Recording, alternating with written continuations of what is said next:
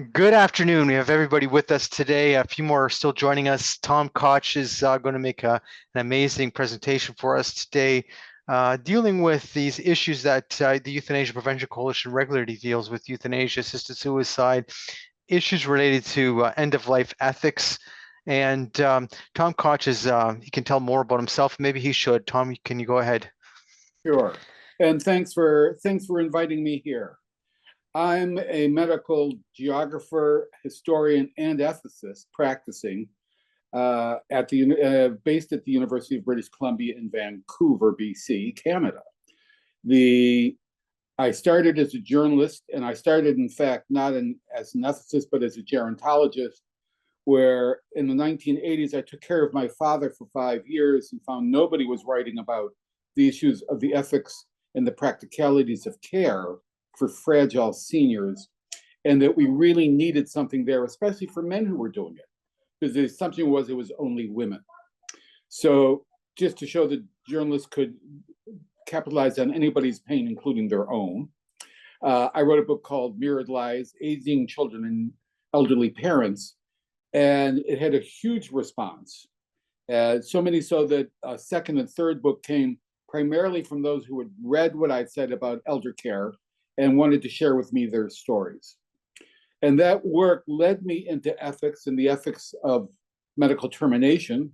I remember when my father told me that he had pills there in case he couldn't do X, Y, and Z. And I told him that if he killed himself, I would kill him first. And I began to realize that both with seniors, but also with all of us, when we find that the life we have lived is over, it doesn't mean that life is over. It means that the life we lived is over, and that we can, if we value life, find new ways to be, often ways which we find at least as good, if not better. And so I worked at the Hospital for Sick Children on the issue of Down syndrome children and organ transplants. But in Hawaii, I did a study with parent quadriplegics and how they felt before and after, and how they had adjusted to a life that we can't conceive of when you wake up and find that you are missing a part of your body. And so this was a way in which I began to move into ethics and the question of care or non-care. In the 1990s, as a reporter, as a journalist, investigative reporter, I covered a story in Toronto in which a woman killed her husband of 54 years, stabbing him 14 times, I think it was, with a kitchen knife, and then made some slits on her wrist and said she did it all out of love. I, as somebody well-versed in gerontology, understood that nobody stabs their partner 14 times with a kitchen knife as an act of love. It's an act of rage, of desperation, and of frustration. And nobody was understanding that the real issue here was the lack of support and the issues of care for another, rather than whether or not it was okay to terminate yourself or your loved one. And that began what has been a long journey starting in 1996 through my work in bioethics, my going to bioethics meetings, my disenchantment with bioethics, the book you just mentioned, Thieves of Virtue. When I came to understand that the system of bioethics, which sought to replace the old Hippocratic value, in fact, did not provide what it promised, did not follow, in fact, the principles it invoked, and in fact was probably causing more harm than good.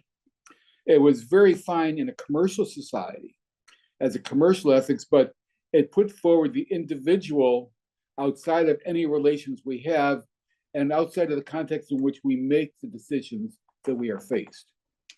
And so I've written about this as newspaper columns, academic journals, investigative pieces. I've lost count after 150 pieces. And then I realized a couple of years ago, I had to stop and think, how is it that we have switched in less than a generation, really, from an ethic of medicine in society and practice that was stable for over 2 millennia, through countless different governments, feudal, different economies, mercantile, capitalist, socialist, into a new ethic, which I had found was wanting in the most critical of areas, and also most wanting in this area of living and dying, and the idea of what we do when we are faced with either our own or our loved ones' physical distress.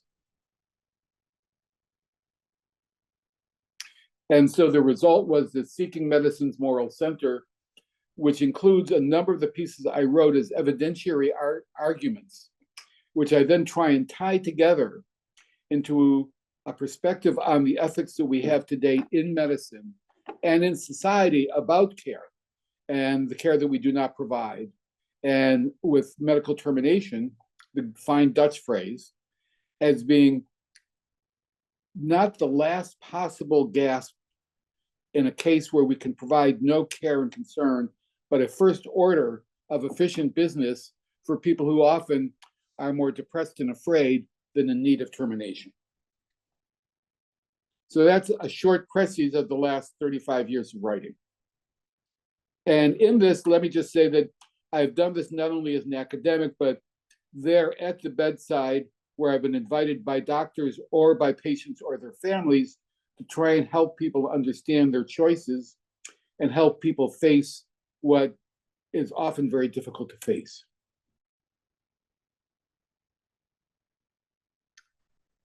So that's the short précis, which isn't so short. Well, I think you got here pretty quick then. So this is actually good. And so it's you have as I said, you have a long history, and I'm actually, it's good that you mentioned your beginning being a journalist, because I find your writing to be very much in that sort of genre, that it actually explains things and it flows through from one issue to another in a very clear, actually somewhat concise manner, considering some of the bioethicists. It was Hemingway who said everybody who wants to be a writer should be a reporter for, I think, 2 years, he said. Right from the start with all my books, it's now 16 or 17, what I've wanted is something that the average reader would understand and the versed or the academic reader would appreciate. So it's always been walking this fine line between an expression that is available to anybody who is not a PhD, somebody with a basic education, and also with the citations and the perspective that others who have those academic degrees will say, I might not agree with this guy, but it's pretty clear that this guy is grounded well. So thank you for your comment.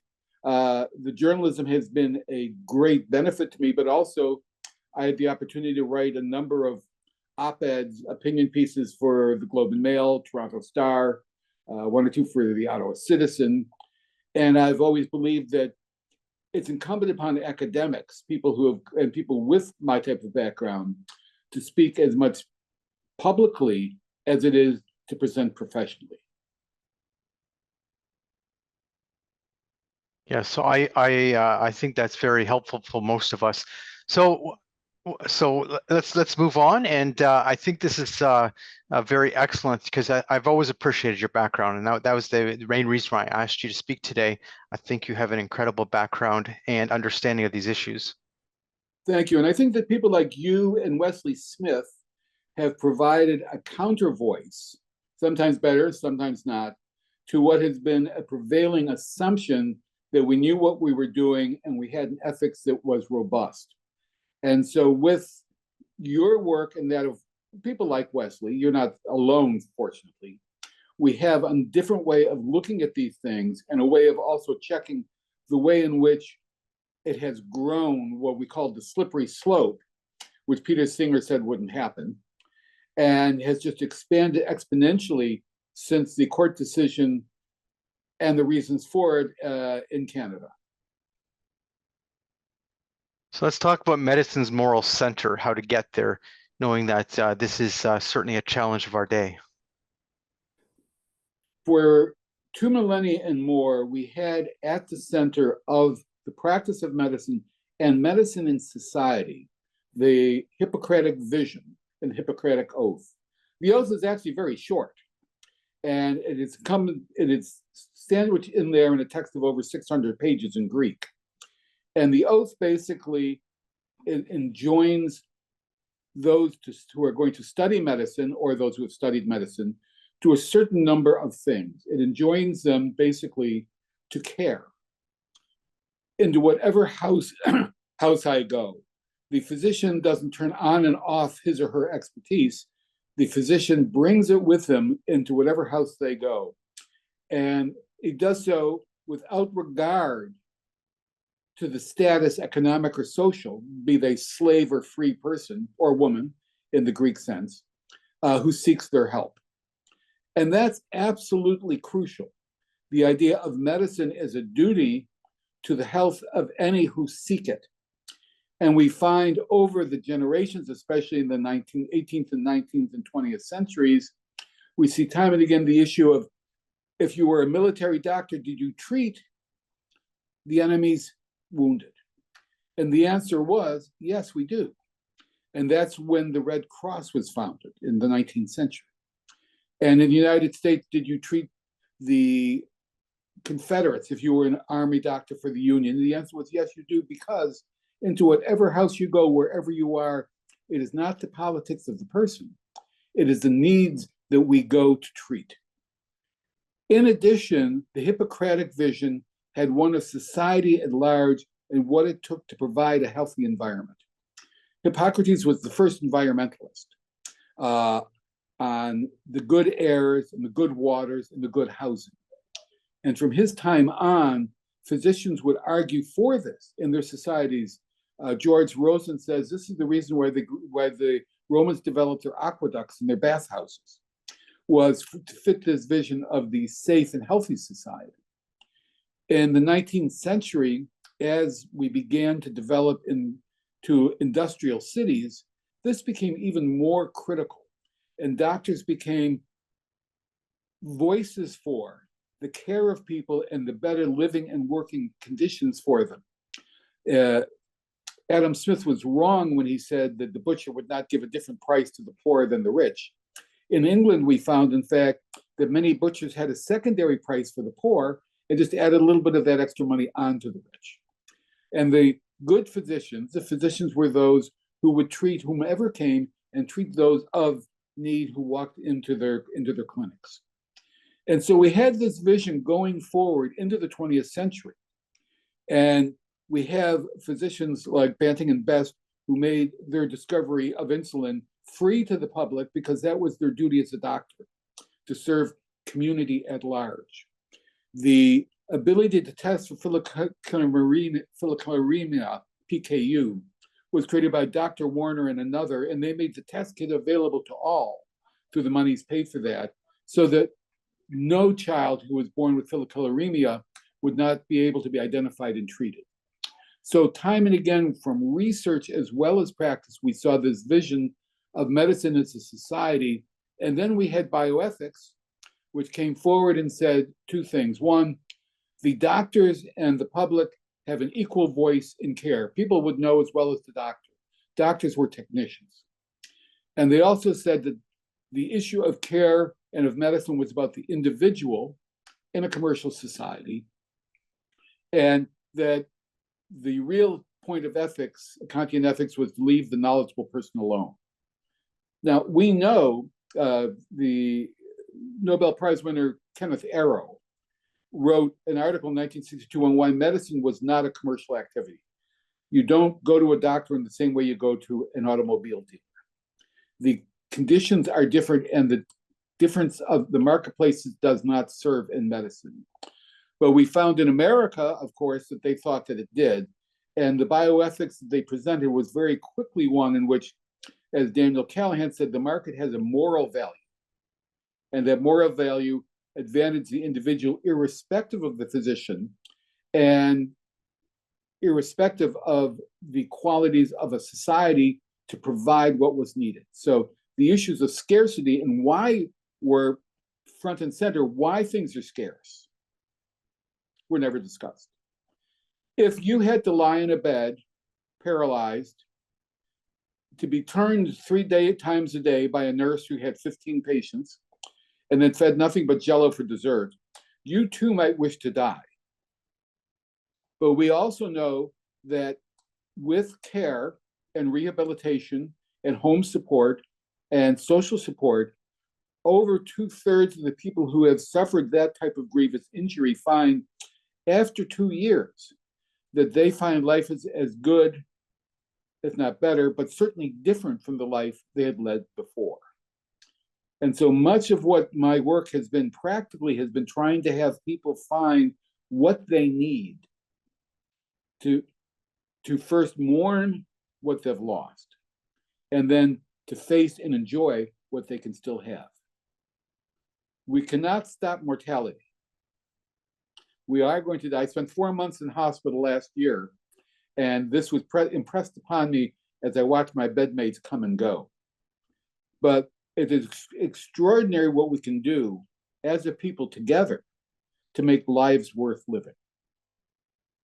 It's interesting your comment, Tom, because on Saturday I visited a friend in Toronto. I don't live in Toronto, but I was doing a talk in Toronto, and so after my talk, I went to visit him, and he's recently had a stroke, and he's actually pretty good. But the interesting thing is how down he is. He's emotionally down from this situation.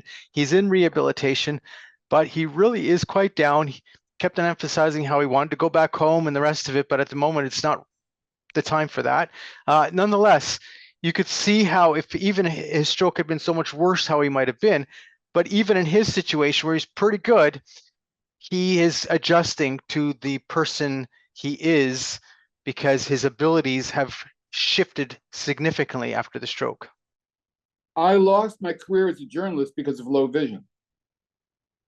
I was a distance cyclist, practicing martial artist, and a sailor, and I can't do any of those things anymore. I have degenerative spinal arthritis. Each loss I've had to mourn. Each time and it's depressing, but each time I've had to find a way to be and to enjoy as much as I can of what I have lost and to find new ways of doing that. It is not easy.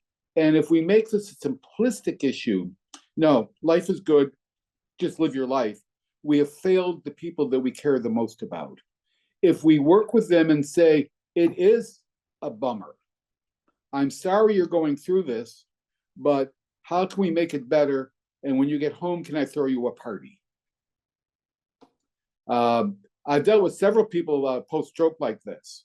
One was a woman who kind of vain, very attractive woman. She was in England, and I had to be going over there. And she had had a stroke where she was for a period hemiplegic because she was pretty much paralyzed on one side. She spoke a little bit like this with one part of her mouth. And I walked into her room, and I said, we'll call her Madeline. Madeline, what have they done to you? She looked at me and she said, I had a stroke. I said, oh, I know that. That's no big thing. But you've got a purple strike in your hair. How did that happen? Of course, she had gone to the hairdresser beforehand, and a 35-year-old woman those days did not have a purple streak. And then it was the first time she had laughed in 3 weeks. Well, that's exactly the case. That's how you deal with somebody in that case. So when we're talking about the issue of assisted dying, I think what you're telling us is that we have moved such into a consumer model that we're now not only willing to say that you can decide the treatment you want, but you can also decide to have a doctor kill you if you want. Just before the euthanasia law came through, I was working at a hospice in Toronto. And we went around the table and I asked everybody about what their worst case was. And almost everybody had one case, terminal towards the end, very difficult. Maybe you could wake somebody up to basically choke and vomit. And there was a question for everyone on this one case, are we doing them a favor? And at the end, we agreed, maybe not, but the alternative was worse, to make it too easy for the ending. And even today, I understand the person with a terminal disease who is losing function progressively, is in their last weeks, who might say, I can't do this anymore. I might not agree with it, but I can certainly understand it. But what we have are people like the Birkendens, who I wrote about in the Globe and Mail, who were in their 90s, living in assisted living, doing quite well. They had chronic diseases, but nothing serious, really. And they wanted to die a Viking death. They wanted to go out because they were afraid that they might get sick and be like a friend of theirs who was in hospital with tubes. For us to embrace death by fear strikes me as being wrong. Death for depression, when we can treat the depression, I think is wrong. These are things that we can handle as in medicine and hopefully as society. This was a couple who was actually living very well in those situations. I had another couple who was in their 80s. He had very advanced Parkinson's. It was during COVID. They didn't want to get more health care in because they were afraid of getting COVID, but they were exhausted. The Parkinson's, she was his sole caregiver. Getting around the apartment was difficult. The medications were difficult. He was just tired. And while his physician and I tried to gently convince him otherwise, they wanted MAID. Now, again, I was saddened by this, but I couldn't blame them. This was a real end of life late condition, and I would have wished they would have let me do a little more for them. But at the moment, we couldn't. There's a difference between that and the cases of those for whom this is almost a first case scenario. It's like I never went with women who thought that abortion was a good form of birth control. There are times when an abortion is medically necessary, but it should not be because you did not want to take basic precautionary measures. I see euthanasia in the same way. There may be times when these rare situations occur, but it is not the easy answer to the complex medical conditions physicians were once charged with handling, charged with dealing with, because in the Hippocratic system, life was a quantity that was valued and treasured and protected, whereas in bioethics, from the start, it was not. There is no statement in the bioethical literature that life is a value to be protected. I'm assuming, though, you're saying that there's a difference once you legalize it, though, and normalize euthanasia, because, you know, we all understand that there's difficult circumstances. So, you know, I've had many calls I've dealt with, and I've done whatever I could do to try and convince that person that this was not the right road. And it's been, you know, a heartbreaking situation that some of those people have died by MAID. It's happened, and I there's nothing I could have said to make that different. I wish I could have done something, but I did what I could. Yes. But there's a difference between that, as bad as that might be, and legalizing it and normalizing it, which is what we have today. Well, I was a consultant to Justice Canada and its two major Carter cases. My argument that I wanted Justice Canada to make was not based on life, but was based on there is no way we should have permitted medical termination until we could assure that there would be an equal opportunity to live with dignity despite restrictions, rather than simply quickly die because of restrictions. I was shocked at how rapidly the field of euthanasia expanded in Canada. And even those in other countries who have been proponents have been shocked at this. And I agree with you. I mean, I see a gray area in some places of people in end stage with pain. I see a gray area for those people in those advanced cases. But then we have someone like Roger Foley, who you've written about and I've written about and visited, a man with a really strong intellect for whom the home care that they provided in Ontario was insufficient, sending him back to hospital. And he has said, let me find a healthcare aide who will let me go home safely. And he's now been in the London hospital for 3 years. He is an example of what we need to honor and to provide for, so that those with limits who wish to live and can live with dignity despite restrictions are able to do so. And that's what I hope. Well, I actually speak to Roger regularly, and I visited him quite often. Yeah, he wants to go home, but there's not an option for him as it stands right now. And we haven't even been able to get a negotiated settlement from the Ministry of Health for him. So it's very difficult. But as it is right now, he really does need to go home because the relationship within that hospital setting has really broken down. But those are his personal issues that, like, I think it's only safe for him now to go home. He needs to go home. But anyway, that's my opinion. Next thing though is now we're talking about, we've already legalized euthanasia for mental illness alone in Canada, and it's going to come into place in March 17th of 2027, which of course brings in a whole new dimension. Yeah. In Holland, there was, at the beginning of its process of legalization, one of the first cases was a Chabot case of a woman who was depressed after the death of her two children and the divorce by her husband, which would have been pretty depressing. And she saw a psychiatrist 12 times, and then he committed a medical termination, was charged with not following procedures. And the Dutch people were pretty much questioned this use of what they had thought was for medical emergencies only.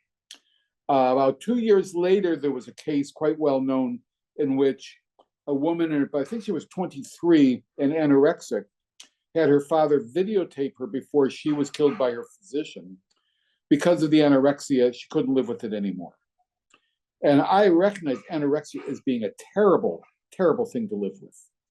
And the Dutch at that time said, this is a bridge too far. We never expected this. This is not what we voted for. And medical authorities said, yeah, actually, this is what you asked for. When euthanasia is not on the table, when medical termination, when made, is not on the table, people, in fact, have to begin to look for ways to be and to live.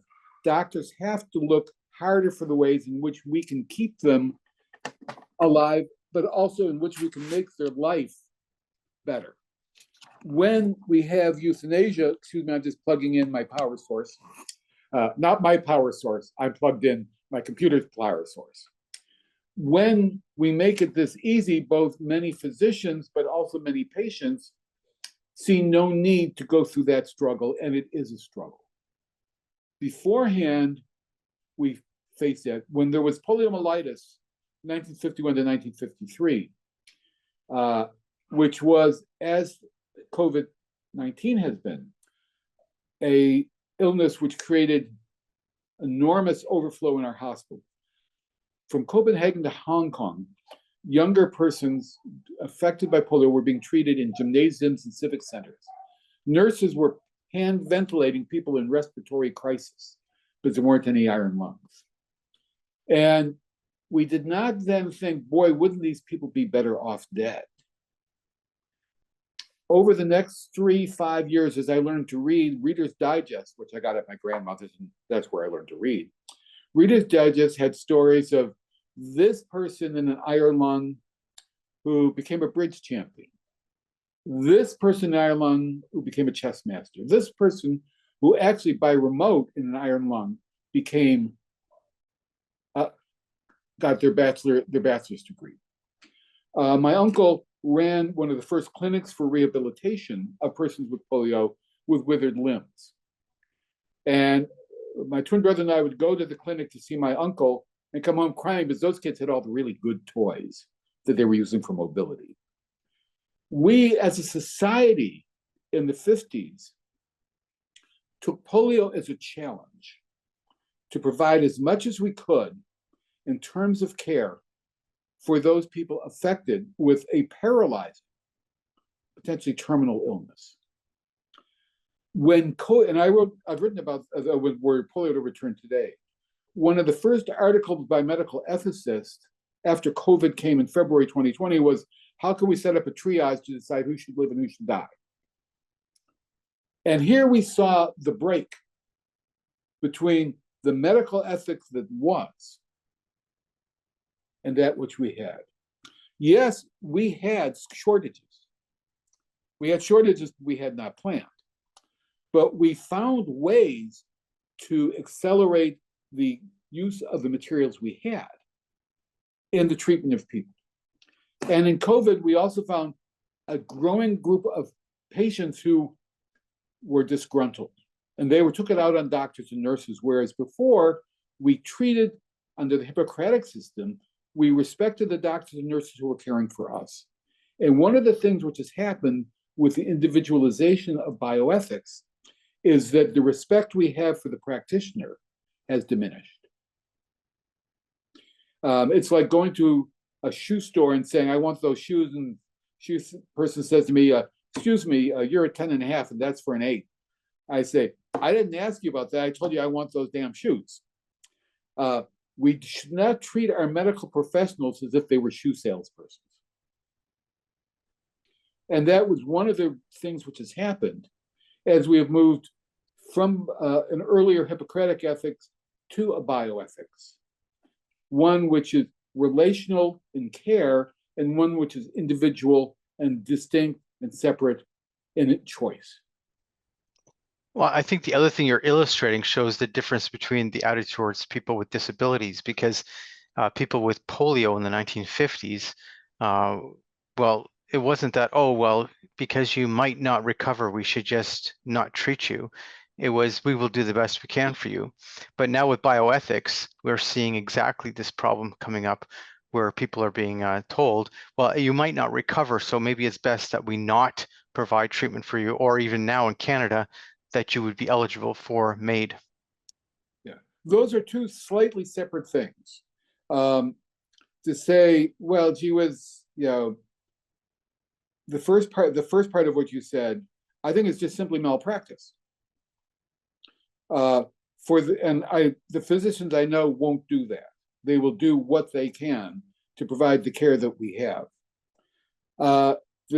The early statement that we can provide a quick termination for you if you want, if that is accompanied by, but we will do everything we can for you now, I think is a less grievous sin, you might say.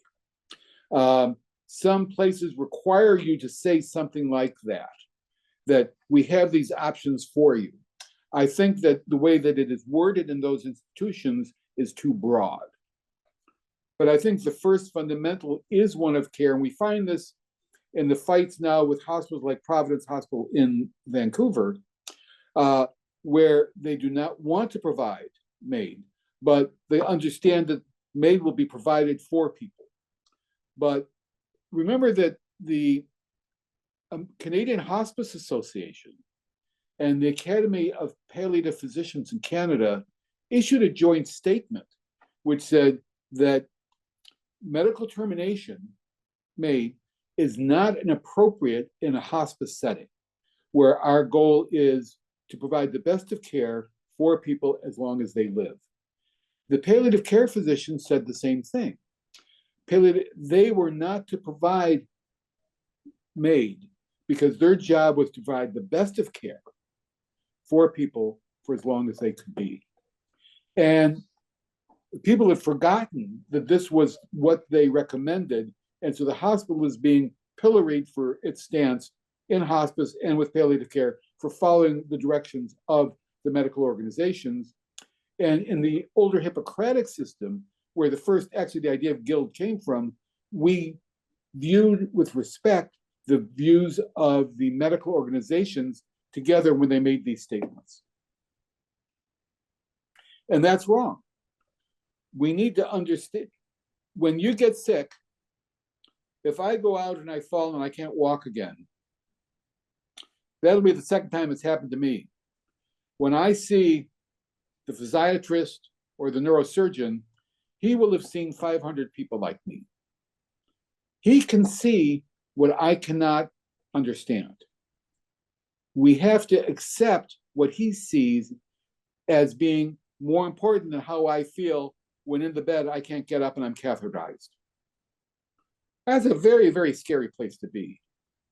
And when the physician says to me, well, we could provide euthanasia for you now, well, I may want it at that moment. If the physician says, I'm going to do everything I can to get you back as far as you can on your feet, I can't promise you you'll be able to walk without a cane or a walker. I can promise you that you'll get better and we will get to as close to that point as possible. That's what made me walk again. I know that Gordon has a question. Well, it's hi. First of all, Mr. Koch, wonderful meeting you. I'm the president of EPC at this time, and it's really great listening to this because I've been struggling with these very same ideas for a very long time. And it has occurred to me, I have a number of friends like you who take the consumer angle of why medicine is breaking down, and I agree with most of what you say. However, I don't think death medicine is consumer driven in the sense that the vast majority of consumers, if they were just patients as consumers, would not consent to euthanasia. Like for instance, I've been where you're talking about, you wake up and you're in a very diminished physical state. And I know that I didn't want to die. So looking at the statistics on this, as you have, and you see how many people have a positive readaptation, it's also how few people actually kill themselves. And you put that together and you say, no, it's not consumer driven in the sense that, yes, they offer the choice and people are choosing and they're using that choice as a smokescreen. But behind that, the ethics of the bioethics, the utilitarian ethics, it's not consumer driven. It's like it's a collective scheme. It's a collective way of looking at how we take care of people or don't take care of them. And also, I'd say something further is that they're mutually exclusive. You can't have both. Excuse me. I think you're conflating a bit two different things I was saying. One, when I was talking about the consumer we're talking about the difference between bioethics and the traditional Hippocratic ethics. And I was saying that bioethics, as Daniel Callahan said, bioethics early took on the consumerism, the market value as preeminent in the construction of the healthcare ethics itself. I agree with you, though, that when we come to the individual, that is not necessarily a consumer issue. What I would say there is that as consumers, they may have made this available to us. But as individuals, you're absolutely right, many people will not ask for it or may ask for it to have it withdrawn. I have a doctor who has several patients who have asked for euthanasia, don't really understand it when they're told what it is, withdraw that, and others who have withdrawn after they say it the first time. I think what has happened there is that as a society, we have trained individuals to believe that they can have and want control. And very often people will be offered euthanasia and they will say, I don't want that. They now have control. We want control of our lives. And we don't want to die while we take control. So I was talking one about bioethics as a system of thinking, but also in terms of the individual, you're right. Many people, most of us, may want control of our lives, but do not want that control to lead to our deaths. Yeah, well, that's like looking at, say, people with ALS in Canada now that we have track 2, and we have the ability of people to access MAID who are not actually dying. And then you see the reasons that are given. And you'll see one of the big ones is neurodegenerative diseases. But if you take the entire Canadian population of people living with ALS, okay, and you say, how many of those people chose to take advantage of track 2 MAID? And you'll see that it's very, very few. So what I'm saying is that it's not natural for a human being to want to die. And when I go to see the doctor, there's a big difference if he is proposing MAID to me or if he's proposing care to me. And this is absolutely what you're talking about, the Hippocratic ethic. And my problem now is that I see that our entire medical system is switching over to this utilitarian ethics. Yeah. And it's against not only the interests, but also the wishes of the vast majority of typical patients? I think you're right. I think it may be. I think our job, your guys, our job, and our job as citizens is to basically protest, to make the points that you are making, and to try and with one in our own lives, in our own cases, to make sure our physicians and carers understand who we are and what we wish. And then I think as citizens, we need to write to our members of parliament, we need to speak to our medical associations, and we need to basically use our voice to try and combat the way things have gone. Remember that many of these things, like abortion, like MAID, came forward because of concerted political stances by people. You know, I don't deny that the early cases in terms of MAID were not influential. People took a voice forward. I agree with you. Remember, I've written about Roger Fowler, the ALS judge who went back to the bench in Ontario, a journalist who wrote after respiratory crisis from his bed in Rhode Island. We have many cases of people who have chosen to live after the respiratory crisis of ALS and found a life. There are also those people who have said, I can't face it. And I can understand their position. Sue Rodriguez was one of them. And she was afraid of basically the choking which comes with the respiratory crisis. We can manage that. I can understand somebody saying, I cannot live like that. I don't have a family. I don't have what I could do. I may lament that choice. But even so, the ALS patient, the neurodegenerative case, is a very small number of the totality of patients we are facing when we are putting forward MAID as a solution. So I'm agreeing with you, but I'm saying also the neurodegenerative makes the law, makes the cases, but we are dealing with the wider population and how we want to view our medicine, our doctors and our nurses and our facilities in Canada. We're going to be buying a whole lot of new bombers and a whole lot of new destroyers for our military system. And that's fine if that's what you want to do. But one bomber would pay for the rehabilitation and the care we need. And remember, in Canada, we have a significant problem. We're not like Holland or France or Germany. We have this vast hinterland. When I was working in Toronto, I was up at the Thunder Bay Hospital, where care was in 5 languages. And it went from basically the Great Lakes all the way up to Hudson Bay, in Cree, Ojibwe, Cree Ojibwe, French, and English. And we have to try and provide the best care we can across that vastness. So medicine for us is a different type of challenge than in most of these other countries. And we should take that as the challenge that Canada is worth. Canada can take on that challenge.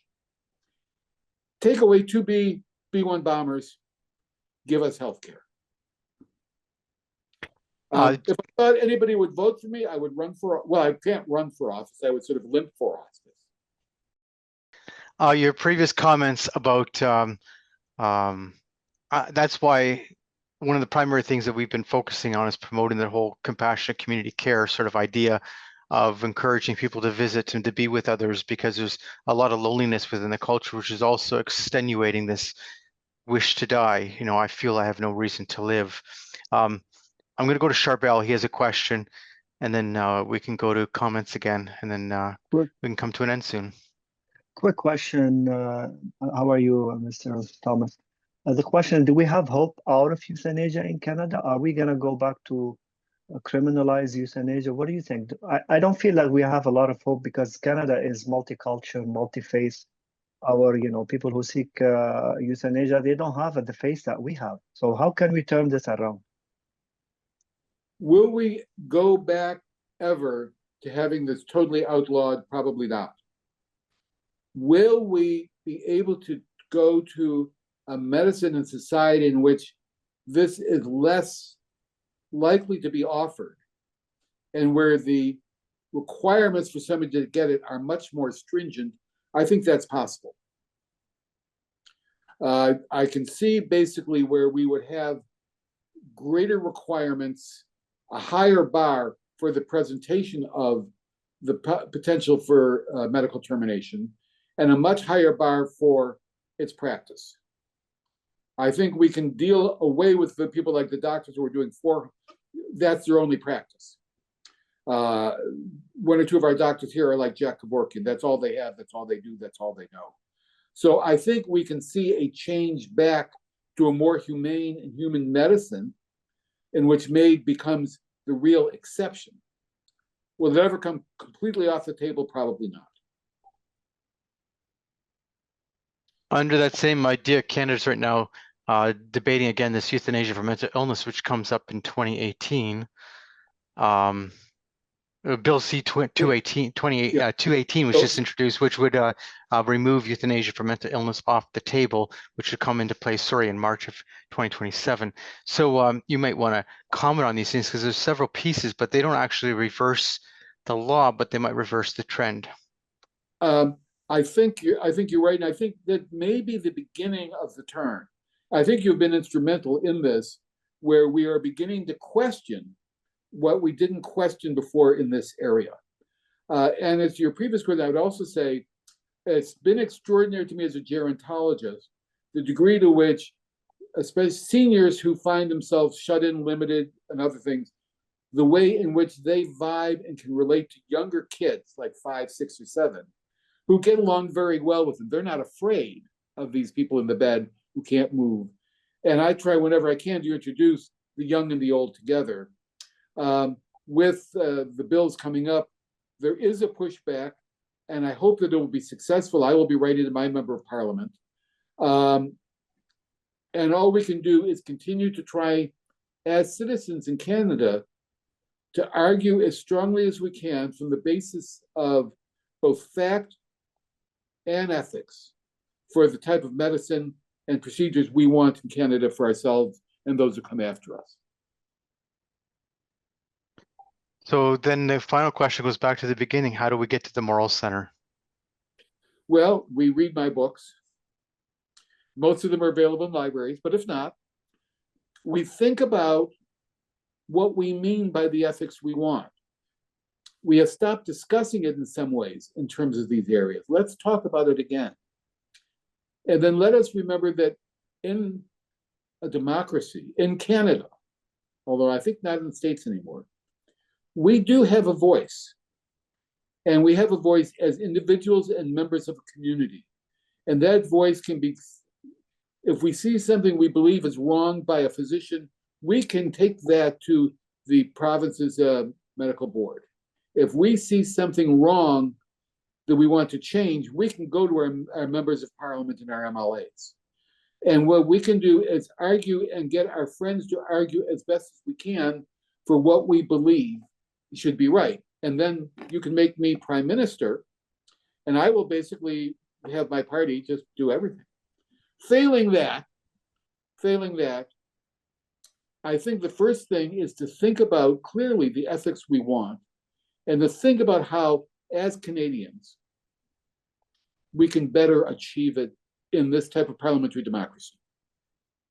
So Tom, I don't dislike you, so therefore I wouldn't want to force you to become prime minister, because that would be a horrific thing to do to you. But Margaret Cottle has the next question. Let me just lower my hand here. Hey, Tom. So Tom's a longtime friend and supporter of our medical students. I'm a palliative care physician here in Vancouver. As I've written in the chat, I think one of the things each of us can do is to try to help provide conscience protection for Hippocratic practitioners, nurse practitioners, nurses, physicians. It's such a toxic environment now that if you even say to a patient who says, I wish I want to have MAID, to say, well, how can we help you? What are the reasons behind that? You can be accused of standing in the way of that person.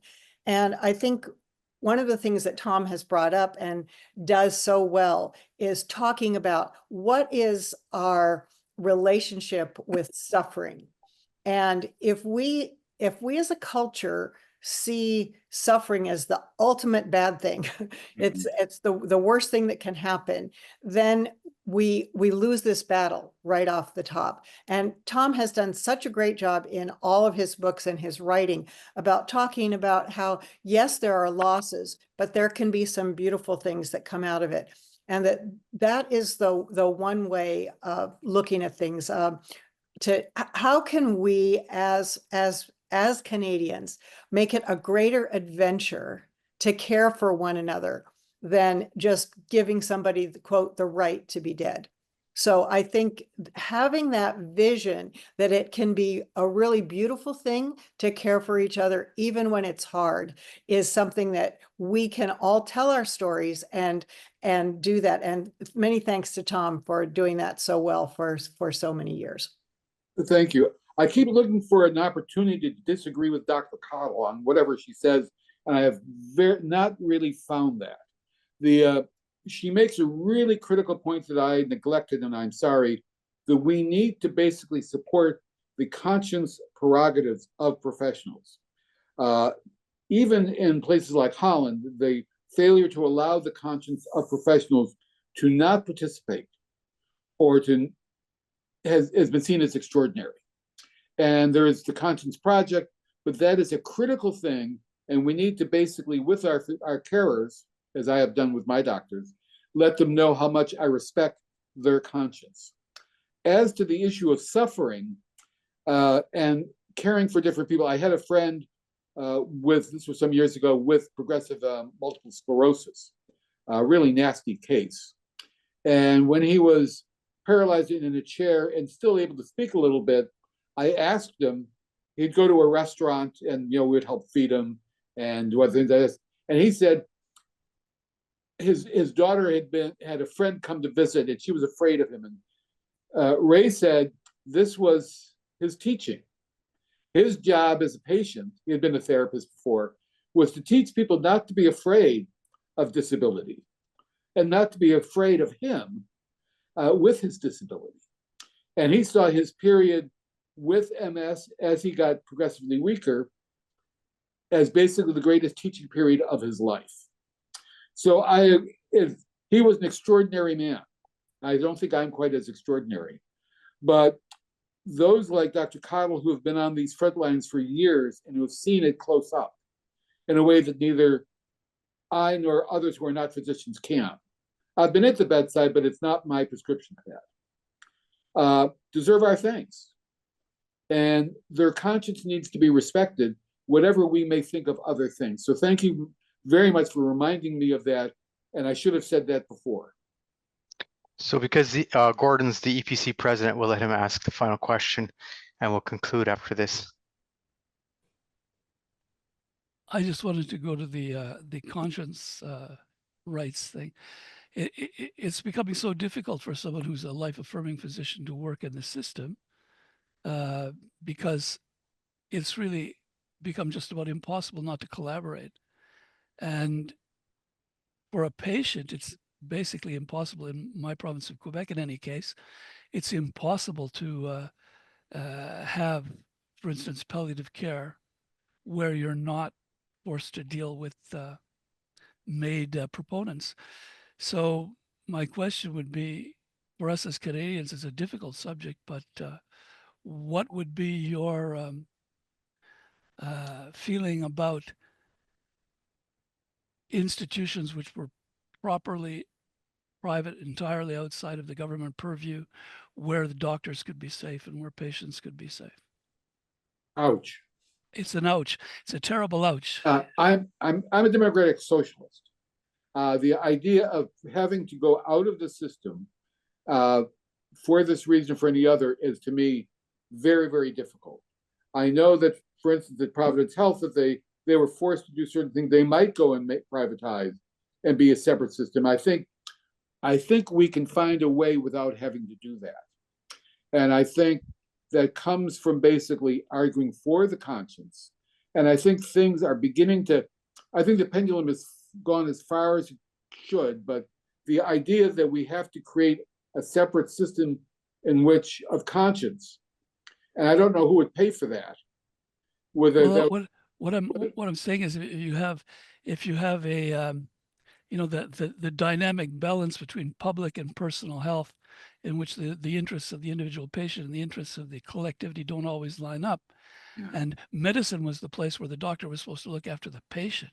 But if we're in a place now where the collective system, in a knowing and deliberate way, is changing over to a death-based system because that is the interest of the state, then somewhere we have to, I think it's a difficult problem. I think the argument might be made that in the same way that in many provinces and cities, we have religious schools and we have secular schools, and those religious schools are receiving funding from the province. And they have to provide certain levels of education, but are allowed to provide another level of religious education. I think were we to go this route, one could say that there would be secular hospitals and other hospitals with different points of view. As long as they provide the X, Y, and Z of care, they would equally be funded. So I think you could use the education model to create something like this, but I hope we don't have to. Well, I hope we don't get to the point where the patient has to exert their privilege of refusing care in order not to be euthanized. I will say that when I was in the hospital for 4 months and some last year for two very serious spinal surgeries and a number of complications afterward, not once did anybody mention that I might like to just end it. They probably read your book ahead of time, though. That may be. Maybe I sold a couple books along the way. At any rate, but thank you for the question. I hadn't thought about that, and I will have to think about what would happen in that situation, Gordon, were that to come forward. I hadn't thought about it before. I think the only way in some ways to deal with it is in the fact that we have an ability to provide care in someone's home. So if you can have some sort of volunteer and medical system providing care for people in their homes. Now, the problem with that is there could be times where someone has a condition which is significant enough that they need a medical facility, not a home, which then brings up Gordon's concern, again, of being pressured. But for the most part, I think, I'm not saying avoiding hospitals. I am saying for end-of-life care, home care is what most people want anyway. We can build on that more and create more freedom for our care that we receive. Absolutely. I also recognize, as a gerontologist, I've dealt with people who were very, very upset after 12 or 13 years of caring for an elder. They had to put that person in an assisted care facility, and they felt like they had done something wrong. And I had to teach them to celebrate the care that they had given until it was beyond their capacity. And there are times when we get beyond the capacity of home care and need some of these other levels. I've known doctors who have facilitated some of these things better than others. So we are still in the midst where there are these issues, and as patients, as partners of those and friends of those with these conditions, and as citizens, we have our work cut out for us. Yeah, absolutely. And if I had a magic wand and a simple answer, I would be glad to give it to you. I don't think there are simple answers. I think for myself, what I've tried to do with these books is to find out what's going on and why, and see if it can lead me forward. And that was the whole selfish purpose of Seeking Medicine's Moral Center, was to review 30 years of work in this area to see if I could understand what had happened and why, and then a little bit of where we might go. Yeah. So thank you very much. I know that there's someone who joined us just a minute ago, probably because of the difference in time for different regions of the country. But thank you very much. And, you can find his books on Amazon, and you can email me. And if you want to email him, just email me, and I'll send you his. I'll share the contact information if you don't have it already, or you could Google it. Yeah, I think he does come up. Thank you very much. Thank you all for the opportunity. Thank you, Tom. Thank you.